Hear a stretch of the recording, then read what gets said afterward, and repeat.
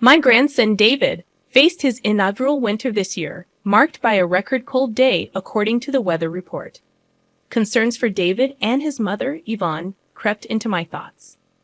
I worried that the frigid night might have taken a toll on her health. In an attempt to quell my unease, I sent Yvonne a message on my smartphone, asking about their well-being and urging them to guard against catching a cold.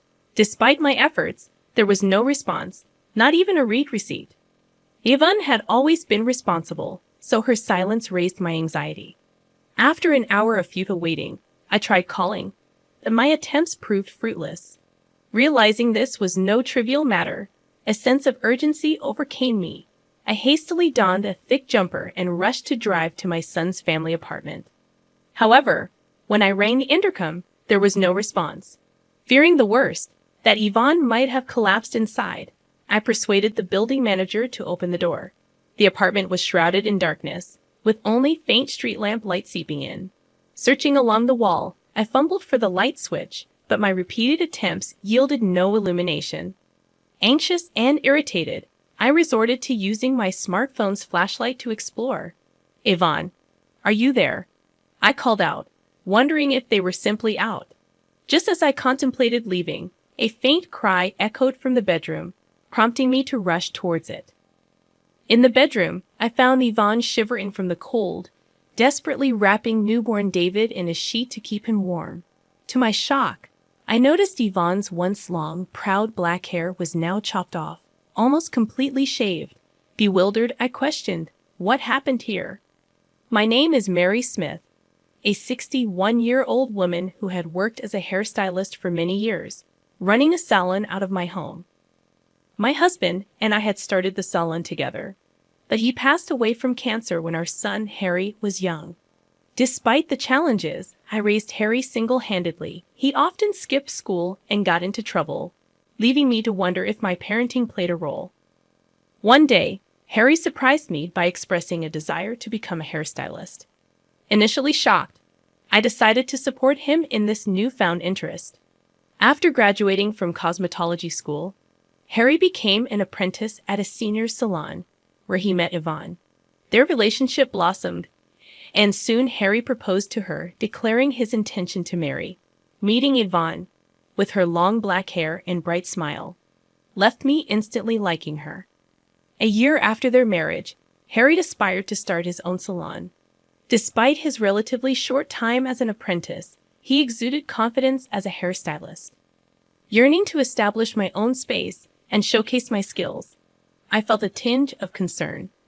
Drawing from my experience, I understood the challenges newcomers face in the industry. However, I couldn't dismiss the earnestness in Harry's eyes as he spoke about his dream. Curious about his financial standing, I inquired about his savings. Harry shared his bank book with a troubled expression and a sigh. Despite having a stable income, Harry's spending mirrored his earnings, leaving him far from accumulating enough to launch his own business. He had been squandering a significant portion of his earnings on leisure activities. While I contemplated advising him to reconsider, I chose to reassure him, saying, "Don't worry about the money. Enjoy indulging yourself." Perhaps it was my way of compensating for the loneliness of my fatherless upbringing. Confiding in my late husband's portrait, I revealed that I hadn't touched the life insurance money he left behind, reserved for Harry. Consulting with a knowledgeable regular in real estate, we identified a perfect property, an old barber shop that had recently retired due to old age. Another regular offered her husband's assistance during the renovation, and with my son, who was studying architecture, home for the summer break, we got the construction underway. Upon receiving approval from the health department, the salon opened surprisingly quickly. Grateful for the support, I acknowledged that setting up the business wasn't something I could have accomplished alone. Handing Harry the bank book containing the remaining inheritance, I emphasized its purpose for his business expenses. With more than half the funds remaining, I urged him not to waste it. Harry chuckled in annoyance, assuring me he understood, and Yvonne, with a bright smile, promised to keep a close eye on his spending. With Yvonne's help, I felt relieved from worries and decided to oversee their business from a distance. However, my optimism waned as Yvonne occasionally updated me on their progress. 3 months after the salon's opening, she confided that Harry seemed disengaged, causing a decline in customer satisfaction and a loss of clientele. Perplexed, I couldn't fathom what had changed so rapidly. Yvonne explained that Harry, initially confident that his skills alone would attract customers, had overlooked the importance of customer service in running a salon. Realizing that Harry lacked this fundamental understanding, I grew concerned about the future success of their venture. So, what's Harry up to now? Yvonne explained that he's frustrated about the lack of customers and spends his days drinking. She expressed concern that if he doesn't get his act together, they'll lose even more clients. Currently, she's handling the existing customers, but with the continual drop in reputation, the business is on a downward spiral. Listening to Yvonne's worries, I felt a similar sense of despair. Promising to address the issue, I assured her that I would have a serious talk with Harry the next time I saw him. Grateful for the support, Yvonne bowed deeply, brushing back her long black hair. Trying to lighten the mood, I complimented Yvonne on her stunning hair, and she proudly shared that she had been growing it out since middle school for hair donation. She explained that it involves making wigs from real hair for children who have lost their hair due to congenital diseases, illnesses, or accidents.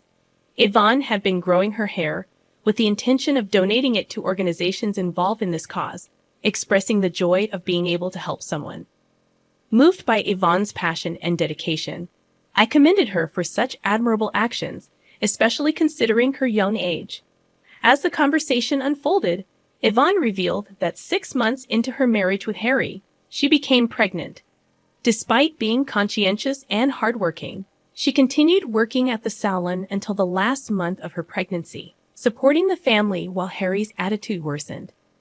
Feeling my own shortcomings as a mother, I decided to check on their salon one day after finishing work early. I encountered Harry as he was about to leave for a drink, dismissing the lack of customers as normal. Attempting to make him realize the impending fatherhood, he shrugged it off and left. Inside the salon, I found Yvonne cleaning the floor. Having managed just one customer that day, despite her exhaustion, she smiled brightly. Concerned about her well-being, I sternly emphasized the importance of proper nutrition, especially for the baby. Yvonne teared up and thanked me, expressing gratitude for the support. Learning from Yvonne that the salon was struggling and Harry was spending money recklessly, I couldn't help but feel that giving him the bank book was a mistake. The situation seemed dire, and I couldn't shake the frustration and disappointment in Harry's lack of responsibility during such a crucial time. I found myself regretting my decision. Despite being occupied, Yvonne never neglected her hair care. As she gently stroked her belly, she expressed her desire to teach her child the joy of helping others. It dawned on me that I wanted to support her, especially since my son wasn't contributing much. Recognizing my shortcomings in raising my son, I decided to assist Yvonne at their apartment. Acknowledging the inconvenience, Yvonne would apologize, but I assured her not to worry and encouraged her to focus on the baby. I felt responsible for not raising my son properly, leading to Yvonne's suffering. It seemed like my way of atoning for my past mistakes. Towards the end of summer, Yvonne went into labor earlier than expected, and she was rushed to the hospital. Unfortunately, Harry was nowhere to be found, unreachable despite my attempts to contact him. I sent messages, but there were no replies, not even read receipts. It left me bewildered about his whereabouts during such a crucial time.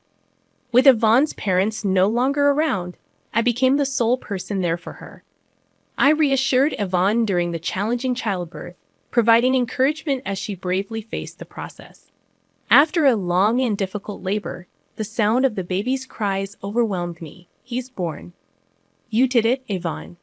I was moved to tears, but Harry, who should have been present, never showed up. Meanwhile, my grandson David was experiencing his first winter, and the weather report indicated a record cold day. Concerned about Yvonne and newborn David, I sent a message that night, but there was no response, hastening my worry. After attempting to call without success, I decided to visit their apartment immediately. Upon arrival, the place was shrouded in darkness. Considering the possibility of a family trip, I rang the intercom, but there was no response. Fearing for Yvonne's well-being, I asked the building manager to open the door. The apartment was dark, and my attempts to turn on the lights proved futile. Using my smartphone's flashlight, I called out to Yvonne in the living room, receiving no response. As I was about to leave, a faint cry of a baby reached my ears from the bedroom. Rushing towards the sound, I discovered Yvonne shivering from the cold, wrapping newborn David in a sheet. To my shock, her once long, proud black hair had been roughly cut off, and her eyes, red and swollen from crying, looked at me helplessly. Overwhelmed, I exclaimed, "This is terrible. How did this happen?" I removed my jumper and draped it over Yvonne. Assuring her, I said, "It's okay now. Just tell me what happened, as much as you can."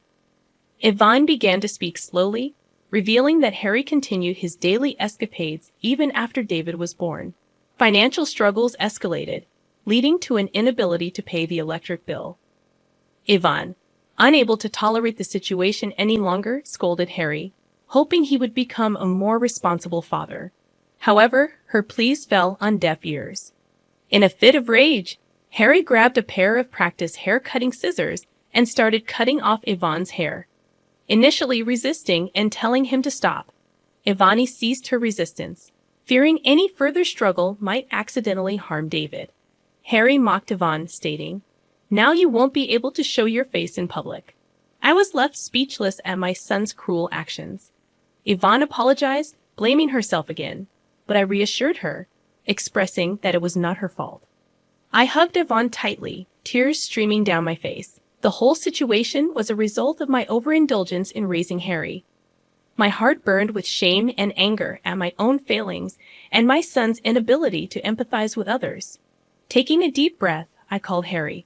"Hey, Mom, long time no talk. What's up?" Harry responded casually, and I inquired about Yvonne and David's well-being. There was a brief pause in his voice, and he claimed they were in Hawaii and would be back next week. Despite knowing he was lying, I responded positively.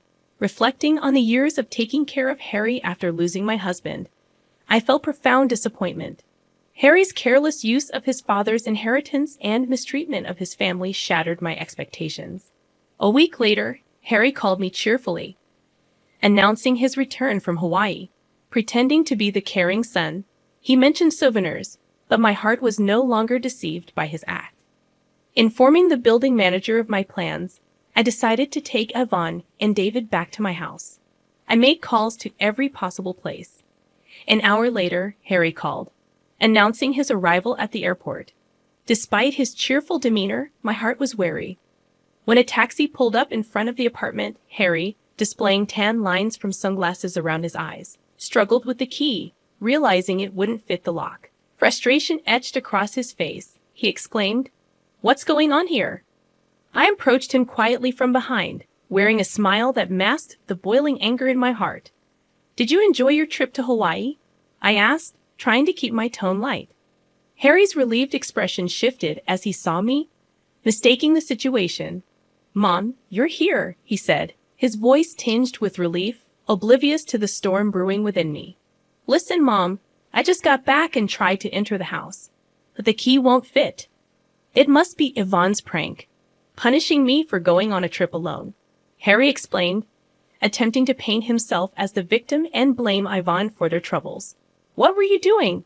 I told you I was in Hawaii with my family," he continued, caught in his own web of lies. Pointing out the contradiction, I left Harry at a loss for words. "You really had the nerve to lie about taking a family trip to Hawaii," I said, my disappointment palpable. Yvonne had been left behind, shivering in the cold with David, while Harry indulged in his own desires. To think she cherished her long hair, and you just cut it off mercilessly. "Don't you feel any remorse as a human being?" I questioned, my voice heavy with emotion. But Harry showed no signs of remorse, only theatrics about the cold and his desire to enter the house. It was then that I dropped the bombshell. I had canceled the lease on the apartment. Harry protested, but the truth was, he had no right to complain. Taking him to a nearby coffee shop to talk further, Harry sat silently, his pale face betraying his inner turmoil. Eventually, He confessed his selfish reasoning, admitting to his reckless spending and empty promises. I shattered his illusions, telling him I had already sold the salon and the equipment, leaving him with nothing to reclaim. His protests fell on deaf ears as I calmly left the coffee shop, leaving him to face the consequences of his actions. In the following month, Harry's life spiraled further downward. His pleas for help were met with cold shoulders, and he faced legal repercussions for his reckless behavior. As for Yvonne and David, they found solace in our salon. Yvonne, regaining her strength, filed for divorce and threw herself into her work. With David's cheerful presence, the salon blossomed, attracting more customers drawn to Yvonne's warmth. Though the pain caused by Harry's actions lingers, we find solace in the smiles that now fill our salon. And in a quiet corner, David sleeps peacefully, his innocence a reminder of the brighter future ahead.